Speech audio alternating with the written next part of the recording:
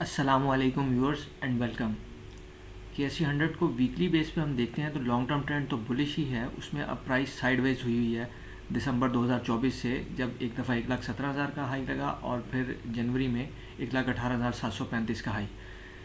उसके बाद मार्केट ने 3 टाइम्स अटेम्प्ट की इससे ब्रेकआउट लेने की, लेकिन वो ब्रेकआउट कंप्लीट ही नहीं होता था। फेकआउट तो बात की बात है, पहली बात तो ये है कि ब्रेकआउट ही कंप्लीट नहीं होता था, क्लोजिंग उसमें नीचे आ जाती थी।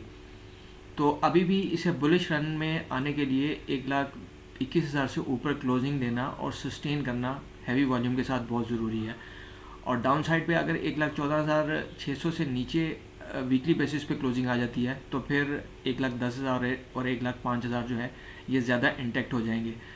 वीक ऑन वीक बेसिस पे मार्केट 1846 पॉइंट माइनस रही और वॉल्यूम्स जो हैं वो 1374 मिलियन का एज़ कम्पेयर टू 1171 मिलियन, और उससे पहले 1636 मिलियन, और जिस वीक में हाईएस्ट हाई लगा उसमें 514 मिलियन का वॉल्यूम।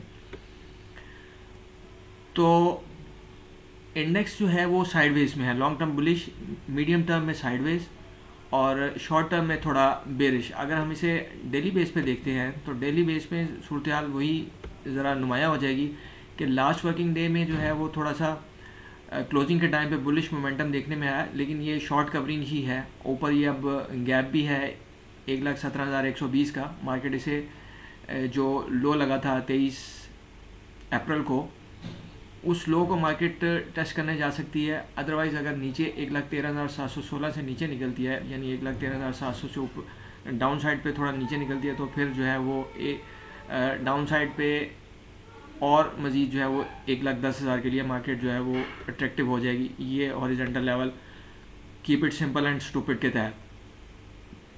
इंडिविजुअल स्क्रिप्ट्स को देखें तो ये अटक रिफाइनरी भी इसी तरह साइडवेज में एक, इसने 696 का मेजर रेजिस्टेंस अब इसकी हो गई है, और सपोर्ट जो थी उसको मार्केट ने लास्ट वर्किंग डे में 558 को मार्केट ने ऑनर किया। नीचे अब ये 200 EM में आ जाएगी 530 की। अगर ये लो ब्रेक होता है जो फ्राइडे को लगा तो फिर 530 जो है और फिर उससे नीचे जो है थोड़ा इंटैक्ट हो जाएगा। सियान में बुलिश ट्रेंड के बाद साइडवेज मार्केट रही, यानी करेक्शन, और करेक्शन के बाद ब्रेकआउट के बाद अब ये मार्केट वापस इस अपने रेजिस्टेंस एरिया में। लॉन्ग टर्म में इसके जो टारगेट्स हैं वो तो 54 और अल्टीमेटली हिस्टोरिकल हाई, क्योंकि इसकी इन्वेस्टमेंट्स जो हैं वो बहुत अच्छी कंपनीज में हैं और वो मेच्योर होती हुई नज़र आ रही हैं। लॉन्ग टर्म टारगेट में ये 100 रुपीज़ के करीब, और सपोर्ट में अगर देखेंगे इसकी सपोर्ट जो है वो 30 रुपीज़ का एरिया बन रहा है। फ़िलहाल भी ये अपने रेजिस्टेंस एरिया में है। इसमें देखते हैं कि ये कैसे बिहेव करता है। अगर 41 से ऊपर डिसाइसिव क्लोजिंग आती है और स्टे करता है तो फिर इसके चांसेस जो हैं वो 50 और 55 की तरफ वो ट्रैवल कर जाएंगे।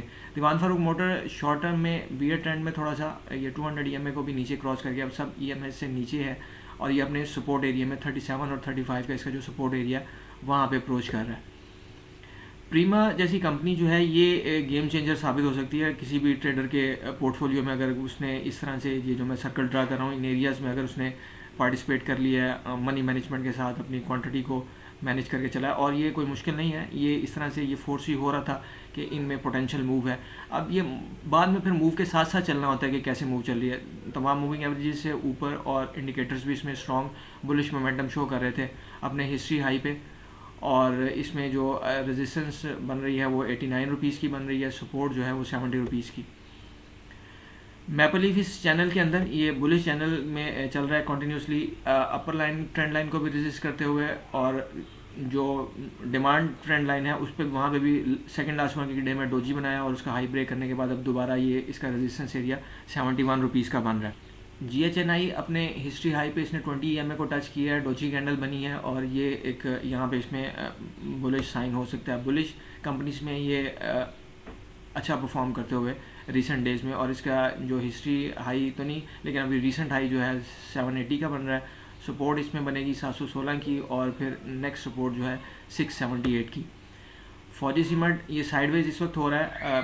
ट्रेंड इसका लॉन्ग टर्म बुलिश है, मीडियम टर्म बुलिश है, शॉर्ट टर्म में ये थोड़ा सा बेरिश हुआ है, इसने अपनी स्विंग को डाउन किया है, लेकिन साथ ही यहाँ पे 50 EMA भी आ गई है और यहाँ पे एक बुलिश कैंडल बनते हुए अब इसमें सपोर्ट जो है वो 43 और रेजिस्टेंस जो है वो 48 और फिर 49 रुपीज़। इसमें लॉन्ग टर्म अगर हम टारगेट को देखें तो ये अपने हिस्ट्री हाई से ऊपर ट्रेड होता हुआ, और इसमें फंड्स की जानिब से बाय है, और